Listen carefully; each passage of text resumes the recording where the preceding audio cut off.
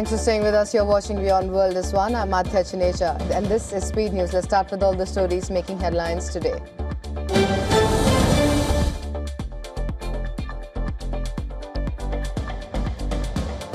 US President Donald Trump has dismissed concerns over US ammunition stockpiles, saying the country has sufficient munitions despite months of military operations against Iran.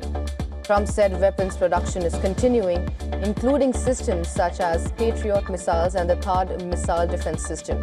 He said the United States remains well equipped to meet its defense needs.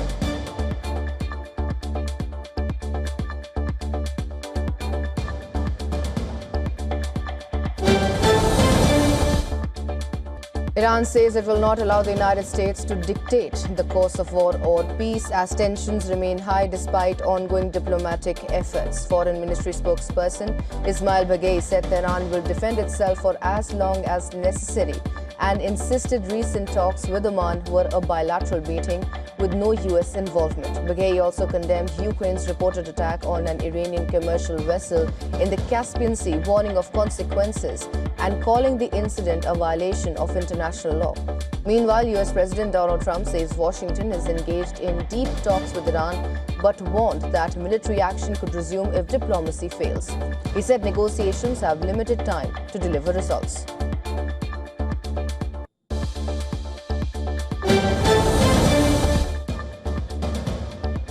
Iraq's Prime Minister Ali al-Zaidi has ordered an investigation into Saudi Arabia's claims that drones targeting the kingdom were launched from Iraqi territory. Saudi Arabia has accused Iran-backed groups in Iraq of carrying out the attacks, while a Shia militia alliance has denied the allegations. Now, the group warned Riyadh against any retaliatory action as regional tensions continue to rise.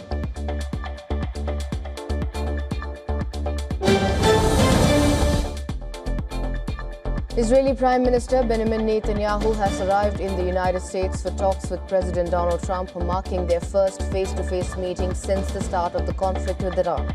The meeting will be the 8th between the two leaders since Trump returned to office and comes amid reported differences over regional policies. The talks are also politically significant for Netanyahu, who is facing domestic challenges ahead of Israel's upcoming election.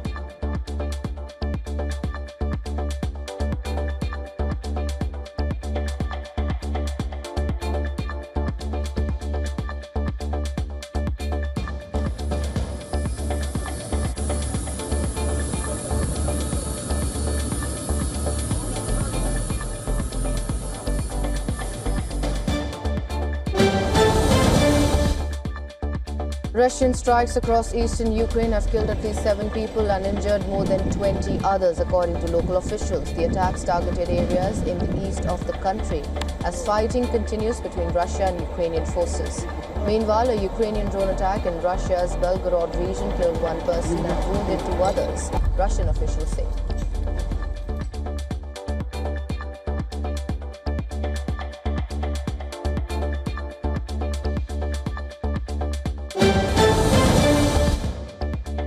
The United States staged a walkout during a UN Security Council meeting as France addressed the chamber, marking a sharp escalation in tensions between the two allies. The move came after France criticized Washington for voting alongside Russia and North Korea against extending the term of UN Human Rights Chief Volker Turk.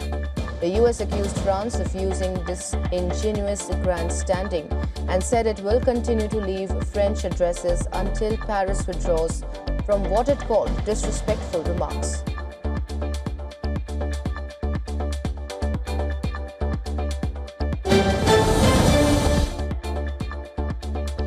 A 15-year-old suspect has been arrested after a shooting near Seattle's Space Needle that left 3 people dead and 4 others injured during the Seattle Food Festival. Police said 1 suspect surrendered at the scene shortly after the shooting, while a hunt is on for 2 more suspects. Eyewitness video showed people fleeing the downtown festival as police secured the area following the gunfire. Authorities believe the suspects changed gunfire during the festival. Investigators are continuing the search for additional suspects and working to determine the circumstances behind the attack.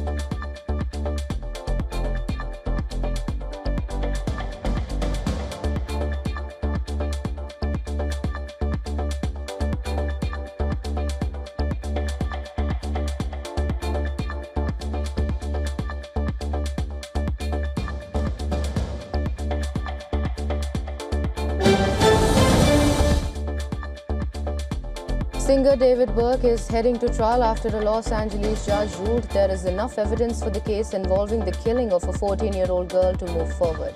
Following a 5-day preliminary hearing, Judge Charlene Olmedo found probable cause for the charges, which include murder, continuous sexual abuse of a child under 14 and unlawful mutilation of human remains.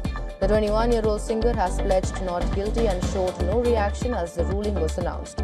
Prosecutors allege the case involves abuse and the unlawful handling of human remains. Los Angeles District Attorney Nathan Hochman said prosecutors are still reviewing whether to pursue the death penalty. Burke is scheduled to be rearranged on 31st of August as the case moves towards trial.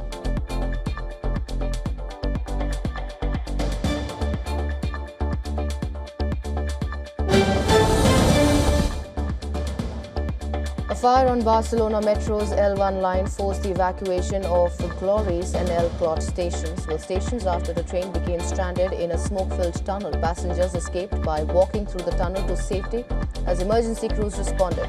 Around 130 people were treated, mostly for minor smoke inhalation, while 39 were taken to hospitals. Transport officials believe the fire was caused by a section of tunnel lining that fell and caught fire. Metro services remain disrupted on L1 and L2 lines, with replacement buses operating along the affected section.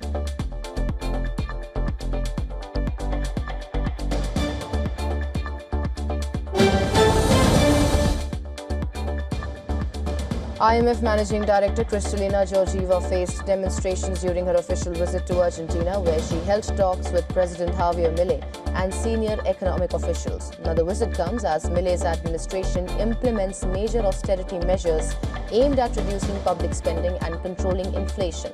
The government's economic reforms have drawn significant public opposition, leading to repeated protests across the country.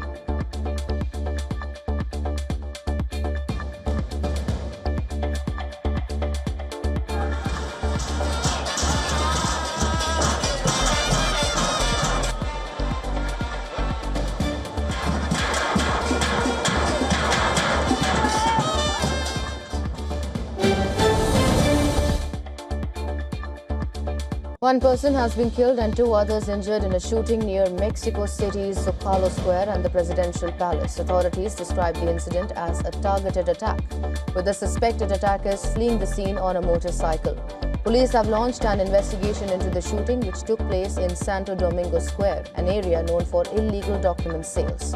Officials say such violence remains relatively uncommon in the Mexican capital despite the presence of street gangs.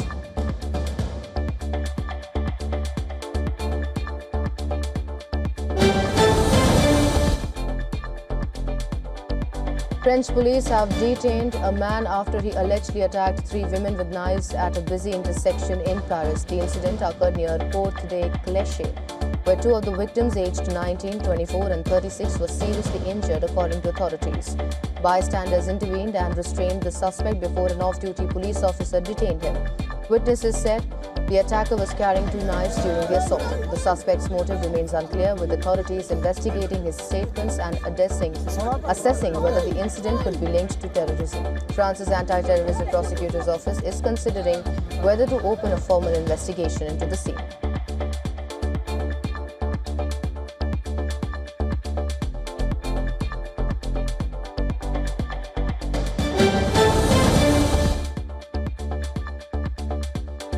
Nigeria has called on South Africa to step up efforts to prevent xenophobic attacks against Nigerians and other African migrants, warning that the repeated violence is straining relations between the 2 countries. The appeal came during talks in Abuja between Nigerian officials and a South African delegation led by International Relations Minister Ronald Lamola. Nigerian officials said recent attacks and anti-immigrant protests have raised concerns over the safety of foreign nationals. At least 4 people have been killed in the latest wave of violence, while nearly 1,500 Nigerians have been evacuated from South Africa since the unrest began.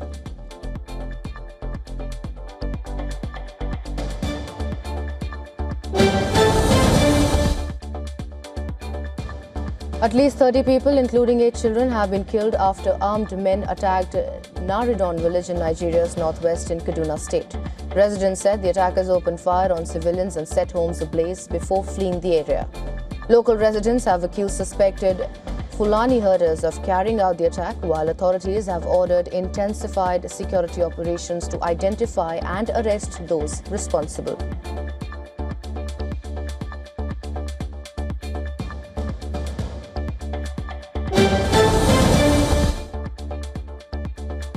At least 9 people have reportedly been killed after clashes broke out between Pakistani police and protesters during the first phase of polling in Pakistan-occupied Kashmir.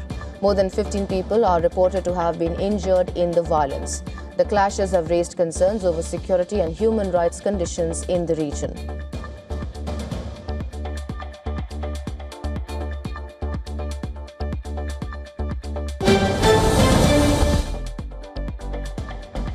Thousands of visitors have gathered in Transylvania and Romania for a medieval festival celebrating the Siege Shora city's centuries-old heritage. The UNESCO World Heritage Site has been transformed into a historic setting featuring traditional costumes, medieval music, crafts, armor displays and combat reenactments. Participants and performers recreate aspects of 14th century life, offering visitors a glimpse into the traditions and culture of the medieval period. The annual event highlights Siege Shora's historic importance and showcases Romania's rich cultural legacy.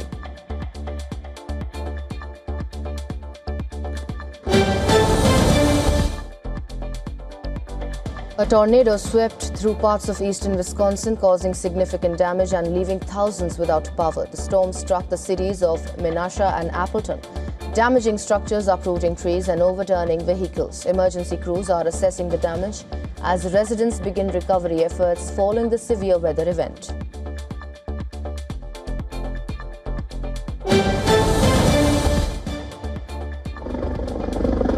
Firefighters are working to contain a major wildfire in Spain's eastern Castellon province, which has destroyed more than 4,300 hectares of land. The blaze has forced the evacuation of 16 municipalities and neighborhoods, displacing more than 15,000 residents from their homes. More than 450 emergency personnel have been deployed as authorities work to control the fire, which has spread across an area extending approximately 40 kilometers. Officials say the wildfire highlights the growing impact of prolonged drought and extreme heat conditions, which have been intensified by climate change.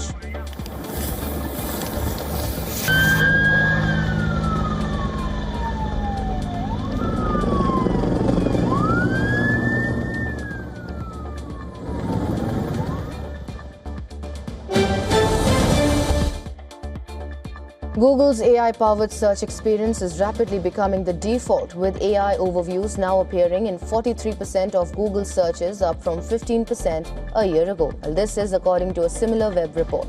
The report says users are spending more time on Google through AI overviews and AI mode, while publishers continue to lose referral traffic as AI-generated answers reduce clicks to external websites. However, ChatGPT referrals to websites have improved following a recent search update that increased click-throughs to cited sources.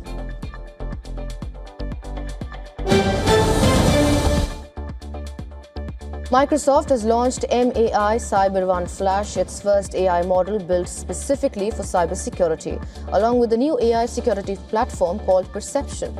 The company says the model is designed to detect vulnerabilities in complex software and outperformed rival AI models from OpenAI, Google and Anthropic on a leading cybersecurity benchmark. According to Microsoft, Perception uses AI agents to simulate cyber attacks, detect threats and automatically fix security issues, with a preview release scheduled for 3rd of November.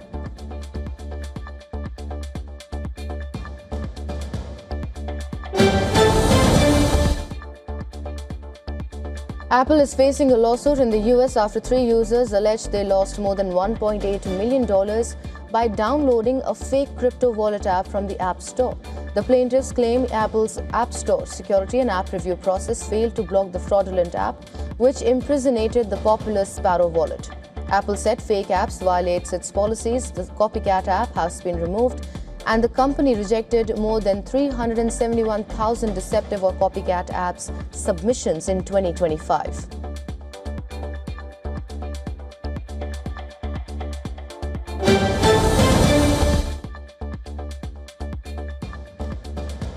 Japanese and South Korean markets plunged after reports that a Chinese company had begun mass production of advanced EUV lithography machines, a technology long dominated by Dutch firm ASML.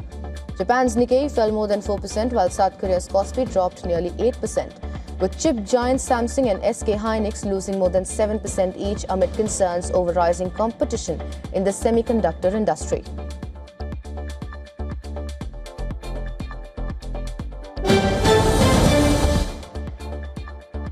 Oil prices fell about 1% as markets continue to assess the pause in US strikes on Iran, raising hopes of a diplomatic solution and smoother energy flows from West Asia. Brent crude slipped below $88 a barrel, while US crude traded near $82, with investors closely monitoring geopolitical developments and their impact on global oil supplies.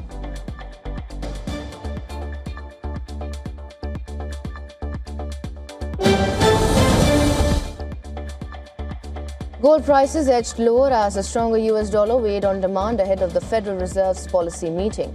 Spot gold slipped around 0.5%, with investors awaiting fresh signals on the interest rate outlook. Markets expect the Fed to keep rates unchanged this week, though expectations for a rate hike in the coming months have increased, supporting the dollar and pressuring bullion.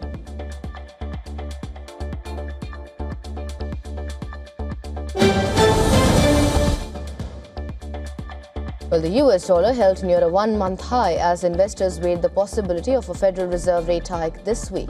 The dollar remained firm against major currencies despite lower oil prices easing inflation concerns. Markets are also awaiting key US GDP and inflation data, while the Bank of England and the Bank of Japan are both expected to keep interest rates unchanged later this week.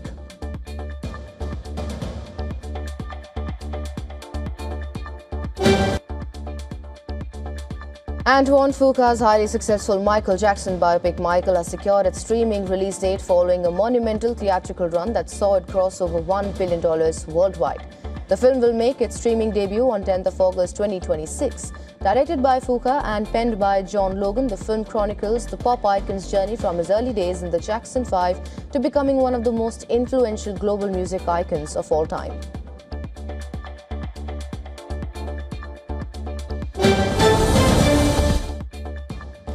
Ariana Grande has taken legal action against a group of unidentified hackers. The singer-cum-actor has sued them for an alleged malicious invasion of privacy.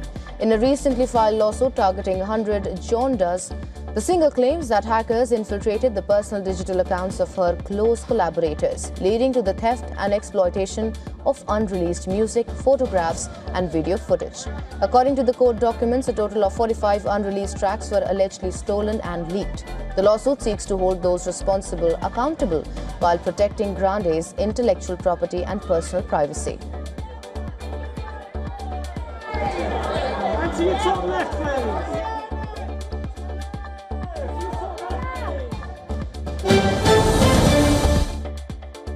Hip-hop legend Jay-Z has expanded his Jay-Z 30th anniversary concert series with new dates in London and Los Angeles. The tour, which celebrates 3 decades since the release of his seminal debut album Reasonable Doubt, will now include a second show in London and Los Angeles. The expansion follows a historic sold-out 3-night run in Jay-Z's hometown of New York, further underscoring the enduring impact of one of hip-hop's most influential artists.